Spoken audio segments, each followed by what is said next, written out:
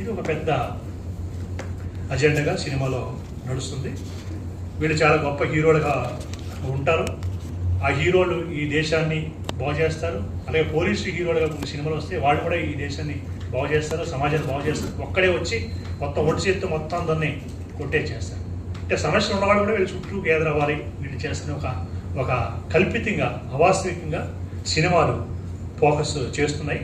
అంటే ప్రజలు సమీకరించబడడం ద్వారా, ప్రజలు ఏకం కావడం ద్వారా, ప్రజాస్వామ్యబద్ధంగానో ఒక ప్రశ్నించడం ద్వారా, అడగడం ద్వారా, జనం కదలడం ద్వారా సమస్యలు పరిష్కారం అవుతాయి, దాని నుంచి బయటపడవచ్చు అనే ఒక సామూహిక సహజమైన భావన కాకుండా కొంతమంది వ్యక్తుల ద్వారా అది జరుగుతుందని ప్రచారం కూడా సినిమాలు మనకి చెబుతుంది. దాంతోపాటు ఈ సినిమాలో చెప్పిన దాని మొత్తానికి రాజకీయ ప్రతినిధి ఎవరు అంటే, ఇప్పుడు ఎంత హీరోషిప్ అంతా వీడు, దానికి ఎవడు మన రాజకీయ ప్రతినిధి, దాని వారసత్వం ఉన్నవాడు అంటే మన దానికి బీజేపీ వాళ్ళు అక్కడికి వెళ్తారు. దీపావళి అక్కడే ఆయన జరుపుకుంటాడు. అక్కడికి వెళ్ళి జనంతో రోజు కాల్చు తిని అక్కడికి వెళ్ళి దీపావళి చేస్తాడు.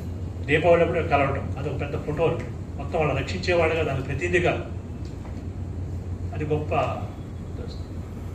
ఇక వాళ్ళకుండే సమస్యలు మనం తెలుసు, పేపర్లో వస్తుంటాయి. వాళ్ళకి రకరకాల సమస్యలు, సైనికులకు ఉన్న సమస్యలు, వాళ్ళకి చాలా డిమాండ్లు ఉన్నాయి ప్రమోషన్ సంబంధించి, అవన్నీ పరిష్కారం కావు.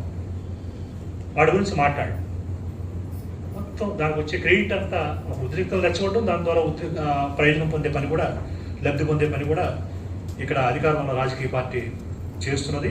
సినిమాలు కూడా ఆ విధంగానే వాటిని ఫోకస్